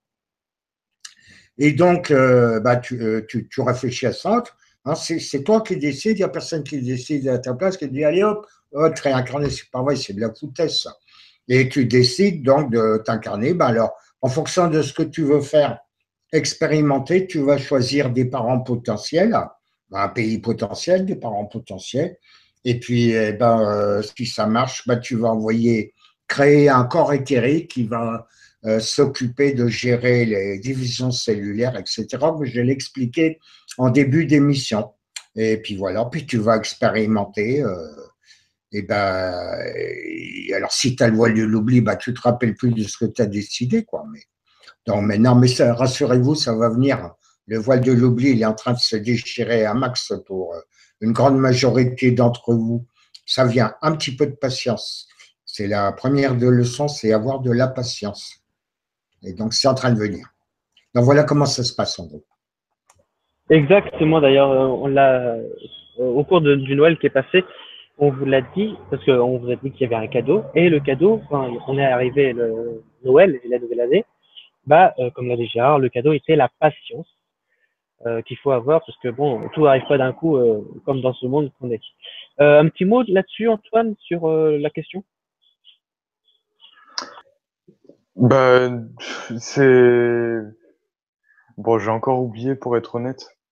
J'oublie très rapidement en ce moment, je m'excuse. Attends, tu peux répéter, Nico, la question? Ouais, pas de problème, écoute. La question, en fait, c'était sur l'incarnation et quand on est conscient de l'incarnation. Ah oui. Oh bah, je pense que vous avez très bien répondu à la question. Bah, ce que je pourrais ajouter en gros, c'est que ça dépend en fait. C'est encore une question de toi, ça dépend de toi, de ce que tu décides de faire. Et après, comme en début d'émission, j'avais dit, il y a, il y a justement eu beaucoup de manipulations par rapport au système de réincarnation ou dans l'astral, c'est-à-dire dans l'astral, donc des consciences, des êtres qui venaient de se désincarner, étaient directement, on va dire, comme les personnes qui t'agressent en te demandant de faire des sondages, t'as des êtres qui sont venus aller lui demander, ouais, j'exagère, mais enfin, je schématise encore une fois qui allait voir l'être et qui lui disait que oui, réincarne-toi, on a besoin de toi, viens te réincarner, alors que l'être, au fond de lui, n'avait pas forcément envie. Mais encore une fois, il y a toujours cette question de libre arbitre qui est toujours, qui est des fois quand même pas trop respectée, on va dire, mais qui est insidieusement appliquée, même par ces êtres, mais ils savent très bien comment s'y prendre du coup, puisqu'ils le font justement dans le subconscient. Parce que si tu dis aux gens consciemment ce qui se passe, il y en a beaucoup, soit ils pètent les plombs, ils deviennent fous, ou alors ils arrêtent de consentir. Mais ils restent pas les bras croisés, ça c'est sûr. Et donc par rapport à ça, ça dépend en fait de chaque être. Et il y a des êtres, oui, effectivement, qui choisissent de se réincarner ou qui choisissent de partir, mais ça marche pas non plus comme ça. Ça marche pas en claquant des doigts. Tu te réincarnes pas en claquant des doigts. Il y a tout un processus vraiment de fabrication des corps, de communication avec la famille avec laquelle tu vas t'incarner, où on choisit sa famille, où on s'incarne, ça c'est sûr. il y a vraiment ce dialogue avec les âmes de la famille qui vont du coup pouvoir, par exemple, te transcender quelque chose que tu dois travailler, que tu n'as pas forcément œuvré dans une autre vie et que du coup, dans la prochaine incarnation, tu vas œuvrer. Enfin, ça dépend vraiment de ce que où t'en es avec ton évolution personnelle et ça varie d'un être à l'autre. Voilà. Ok. Tiens, j'en profite. Il y a Evelyne qui pose une question intéressante que j'ai peut-être pas trop évoquée. Demande la crémation. Qu'en penses-tu, Gérard? Et les entités qui squattent un corps humain. Alors, la crémation, ben, moi je la préconise 3 jours après la désincarnation. Hein, c'est-à-dire que lorsque le corps astral et les autres véhicules sont partis du corps physique, je vous ai expliqué que l'éthérique, il lui faut à peu près 3 jours pour se dissoudre, donc il vaut mieux attendre. Et après, c'est mieux de faire une crémation dans le sens que euh, ça vous évite d'avoir un boulet qui vous retient dans le physique.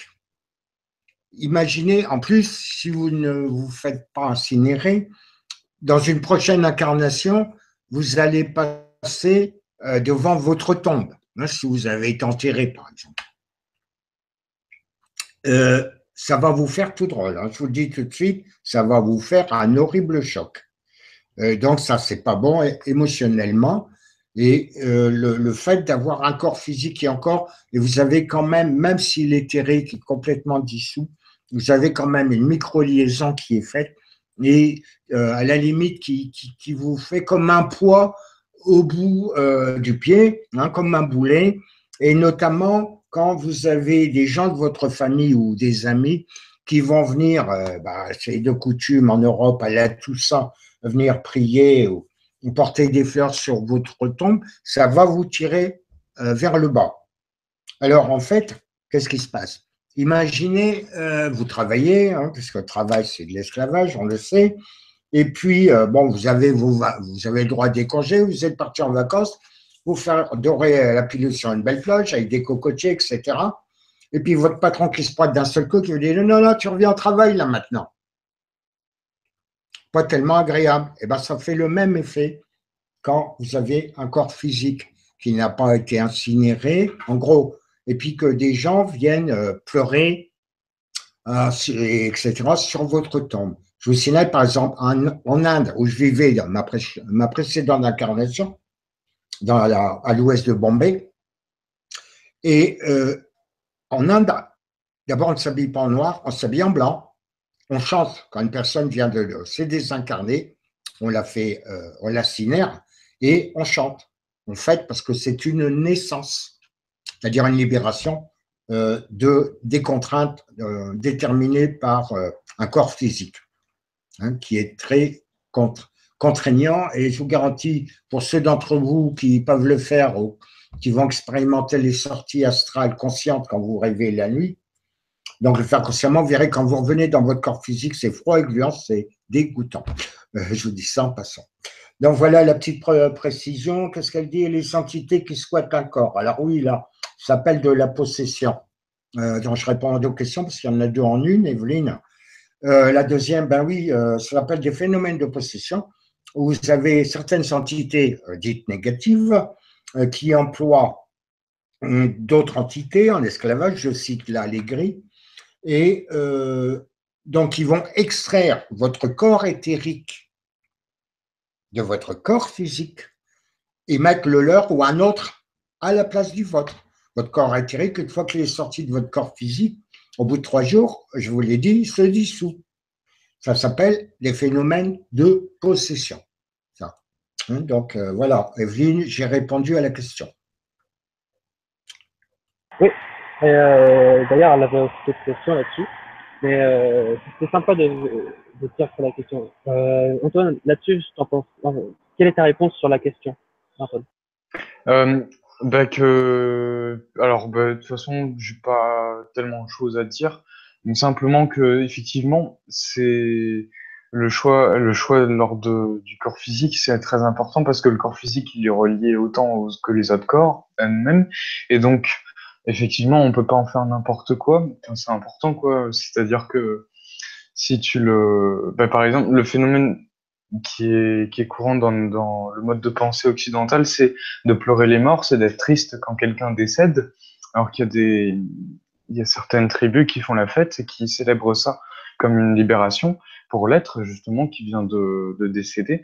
Ça dépend, en fait, des cultures, mais c'est vrai qu'en Occident, c'est vraiment, la tendance, c'est vraiment la peur de la mort, donc de se dire qu'après, il n'y a plus rien, ou alors la notion de jugement, d'être jugé après la mort, alors que pas du tout. Enfin, pour moi, il y a jamais, en aucun cas, il y a un jugement qui est fait. C'est toi-même qui te juge, hein, mais personne d'autre. Donc, déjà, à partir de là, et personnellement, je pense que le corps physique, une fois qu'on part, c'est important justement de pas en faire n'importe quoi. Et c'est vrai que l'incinération, pour certains, ça peut être une solution. Mais en, en tout cas, pour moi, évitez de donner votre corps à la science, surtout à la science actuelle, parce que bon, ils font des trucs, mais vraiment des fois glauques, hein, avec, et ils le manipulent comme si c'était un objet. Donc, évitez ça et faites comme vous le sentez toujours par rapport à ça. Exact, Alors, exact. Ouais, vas-y, Gérard. bon, il y a Sandra, hein, coucou Sandra, qui pose une question intéressante. De quelle manière savons-nous à l'avance pour quelles raisons on souhaite s'incarner dans telle ou telle famille? Avons-nous accès au futur? Le futur, oui ou non, mais ça fera l'objet d'une émission parce que ça va être trop long à expliquer ça aujourd'hui. Mais dis-toi bien que lorsque tu es dans l'astral, tu peux lire dans les esprits physiques des gens.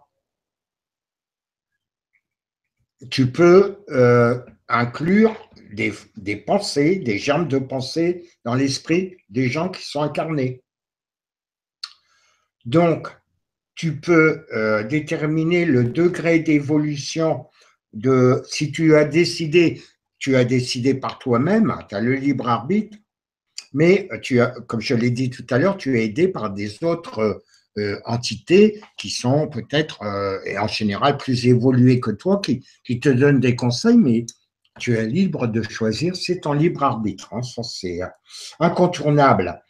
Et donc, euh, tu as la capacité de savoir le niveau vibratoire de ta famille, de leur expérience actuelle. Tu as accès à leur subconscient.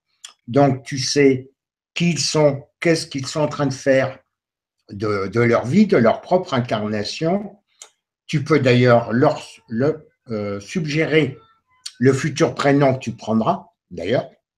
Tu détermines toi-même le sexe que tu veux avoir. Je te signale que au début de la gestation, tous les fœtus sont de sexe féminin. Il n'y a qu'après que le sexe se différencie. Donc ça, il faut le savoir.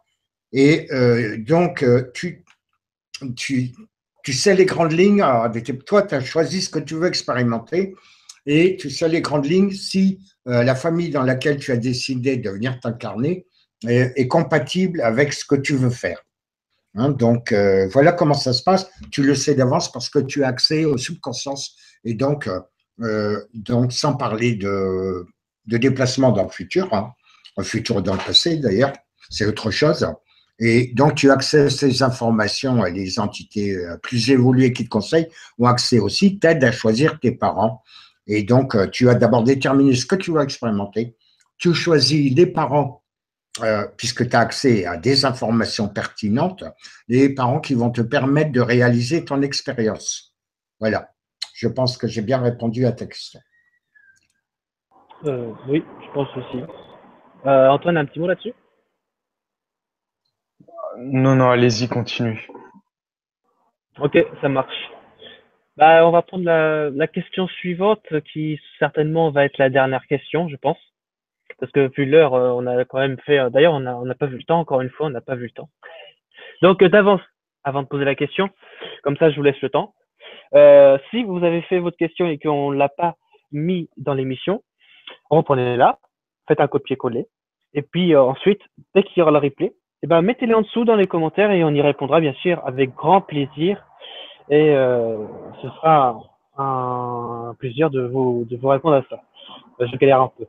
Alors, prochaine question qui vient de Evelyne Angélique, qui pour toi d'ailleurs, Antoine. Ah, il faut que tu répondes. Alors, Antoine, où est le libre arbitre de l'humain si tu dis que l'on est manipulé par d'autres entités lors de l'incarnation? Oui, ben, c'est d'ailleurs ce que j'y ai répondu tout à l'heure dans ce que je disais, c'est-à-dire que en gros, c'est pas que du coup il n'y a pas de libre arbitre par rapport aux manipulations, c'est que justement la manipulation part de la distorsion du libre arbitre où ces êtres en fait ils se servent du libre arbitre inconscient, donc de rendre les choses inconscientes dans l'être physique pour justement après le manipuler et lui faire consentir, comme par exemple le cinéma. Au cinéma, il y a plein de choses qui manipulent parce que ils font passer déjà des choses subliminales avec l'écran, avec des symboles et avec toute une armada d'outils pour manipuler et pour programmer le subconscient. Et en plus, ils font consentir aux choses, aux atrocités, en embellissant, par exemple, les films de guerre ou les films d'action. C'est pas qu'il faut pas en voir, c'est qu'il faut quand même avoir le recul nécessaire pour ne pas être plongé complètement dans le film et de voir qu'est-ce qu'il y a quand même derrière et d'avoir quand même la possibilité de consentir ou de ne pas consentir à ce qui est fait dans le film. Et c'est d'ailleurs pour ça que c'est très important de le savoir parce que le film est littéralement un outil d'hypnose et plonge l'être dans un état d'hypnose. Quand on est dans le film, on est vraiment dans un état d'hypnose avec le subconscient, où le subconscient est directement ciblé par le film. Et donc, par exemple, avec l'intermédiaire du film, de la télé, hein, carrément, le subconscient, celui qui enregistre les infos subliminales, ben, il enregistre très bien ce qui est mis derrière, mais consciemment, pas forcément. Et donc, du coup, après, on se met à reproduire des schémas qui sont justement, peuvent sembler atroces quand on en prend conscience, mais tant que c'est inconscient, on se dit c'est normal, ou on banalise ça, mais encore une fois, comme le bien et le mal, c'est relatif à toute chose. Et par rapport justement à la manipulation des êtres dans le processus de réincarnation, il y a eu énormément d'hypnoses régressives qui ont été faites où la personne justement allait voir ce qui se passait quand l'être venait de mourir, donc de se désincarner, et elle voyait en fait dans l'astral qu'il y avait énormément d'hologrammes qui venaient à lui et qui lui disaient qu'il fallait absolument qu'il se réincarne, et qui, je crois que c'était une hypnose de Rachel Fortin d'ailleurs, et donc qui lui disait que l'être devait se réincarner, donc en prenant une apparence d'ange, et en fait après la personne, en se déplaçant donc à travers les archives akashiques, elle voyait que elle se réincarnait non pas parce elle avait besoin ou qu'elle souhaitait se réincarner, mais parce que justement à l'extérieur d'elle-même, elle a consenti à cette espèce de piège, donc qui est un piège parce que elle a perçu comme un piège, de se réincarner, mais pas forcément en pleine conscience l'avoir souhaité. C'est ça en fait le hic et qui fait qu'il y a autant de distorsion par rapport au libre arbitre parce que justement sur cette planète, le libre arbitre il n'est pas respecté, il est complètement sali et violé avec les guerres, avec les personnes qui sont massacrées, qui sont assassinées et tout ça. Et ça, pour moi, c'est important de le préciser non plus aussi parce que il y a pas que, tout n'est pas basé sur justement et pas respecté par rapport au libre arbitre. Il y a sur cette planète, il y a énormément d'êtres qui ne respectent pas justement le libre arbitre et qui du coup après en subissent les conséquences parce que tout est comme un boomerang dans l'univers. Mais bon, ça c'est aussi un autre sujet. Mais du coup, pour dire que j'espère en tout cas avoir pu répondre à la question, d'avoir pu être clair, mais c'est que il y a toujours ce libre arbitre, peu importe, mais il faut en avoir conscience déjà pour pouvoir après l'utiliser. Et ça, c'est pas forcément le cas de tout le monde, parce que beaucoup de gens sont complètement enfermés dans des schémas de peur. Et la peur, c'est vraiment l'ego associé à la peur, c'est vraiment un cercle vicieux, puisque c'est comme des spirales en fait qui descendent que dans un sens et qui t'entraînent toujours plus si tu nourris en fait la peur. Et après, ben, c'est à l'être de s'en rendre compte et d'en prendre conscience. C'est ça qui libère à chaque fois. Voilà. Exactement. Oui, oui, Gérard, vas-y. Je vais répondre à une dernière question qui semble intéressante quand même pour les gens en général, qui cherchent à savoir qui ils sont. Il y a France G, hein, je ne dis pas tout le nom. Gérard, que penses-tu d'utiliser une autre personne qui est hypnotisée pour voir nos réincarnations et enlever les implants? Merci. Alors, ce que j'en pense, j'en réponds brièvement, et je crois que c'est la dernière question à laquelle on répondra aujourd'hui. C'est pas terrible, terrible. Pourquoi? Ça donne pas des résultats performants parce qu'il y a des distorsions entre la personne qui sert de cobaye, donc, et pas la personne qui est directement impliquée par cette opération. Donc, il y a une distorsion en passant par une tierce personne qui va modifier les résultats de la formation par rapport à ses propres vibrations. Donc, on a de la distorsion, c'est-à-dire que les réponses qui sont enregistrées ou récupérées en se servant d'entre guillemets un cobaye ne sont pas l'exacte réalité ni vérité. Sans parler de certaines entités qui se font passer pour ce qu'elles ne sont pas aussi. Attention à ça. Il y a eu des cas notamment avec Ashtar Command, hein, qui est un ami, donc voilà, qui s'occupe de la fédération galactique, de la coordination, c'est pas un général, il n'y a pas de général chez les êtres évolués, il n'y a pas de commandement. Tout le monde est égal, du plus petit, si on peut dire, au plus grand, si on peut dire. Et donc voilà. Et là, donc c'était une entité négative, s'était fait passer pour lui lors d'une régression qu'on appelle sous hypnose, mais c'est pas vraiment le terme régression. Ce sont des En fait, cette technique d'hypnose permet une décorporation de la personne pour aller dans un autre plan de conscience pour pouvoir communiquer avec les entités qui l'empoisonnent. Hein, c'est uniquement ça, créer ce qu'on appelle des portails. On fait ça très bien en magie. Bon, enfin, je n'ai pas l'intention de vous faire des cours de magie, ni que de la science d'ailleurs. Et donc, voilà. Donc, la réponse à la question, non, je ne le conseille pas. J'ai des exemples de contacts de personnes que je connais très bien qui ont fait cette expérience et le résultat n'est pas performant à cause des distorsions créées par le cobaye. Donc voilà. Je crois qu'on finit là, Nico, si tu veux, parce que l'heure tourne là quand même. Oui, bien sûr, bah, ça, c'est ce que j'allais dire. Euh, N'hésite pas à couper le micro, genre. Merci. Oui, donc je disais, par rapport, pour dire à ce que tu disais sur Ashtar, oui, alors, personne, écoutez bien, dans les êtres évolués comme Ashtar, personne n'est supérieur à qui que ce soit. D'ailleurs, bien sûr, c'est une façon de dire pour différencier les autres et pour créer de la dualité, donc des conflits. Personne n'est supérieur, tout le monde est égal. C'est juste en fait l'expérience qui fait que vous pouvez amener des conseils à celui qui en a pas. L'expérience, la connaissance, tout ça, c'est voilà, c'est ce qui fait que voilà, on donne aux plus jeunes les conseils pour les bases de la vie, etc., ou même autre chose, hein, ça dépend.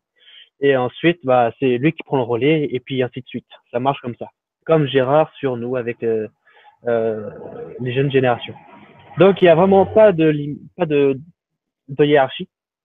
D'ailleurs, en soi, je pense que la hiérarchie ne devrait pas exister, vu que c'est bien sûr, encore une fois, une forme de dualité, une forme de division, parce que ça fait passer quelqu'un de plus haut, alors que l'autre, ça se trouve, il est au plus bas, mais vu qu'il connaît certaines choses, donc il pourrait se considérer plus haut que celui qui se considère plus haut. Donc voilà, c'est quelque chose pour nous diviser. Donc tout le monde est égal. C'est comme par exemple, encore une fois, je rebondis là-dessus. C'est comme dire, voilà, le noir, donc la personne qui est couleur noire, c'est une race. Et la race blanche, c'est la race noire. Ou on pourrait dire idem avec la race rouge et la race jaune, hein, pour les Asiatiques et pour les Amérindiens. Encore une fois, c'est une source de division, une source de conflit, qu'on ne devrait pas avoir parce qu'on est tous ressemblants. On ressemble tous à la même chose. Hein. On a une tête, deux jambes, un corps, un sexe, etc.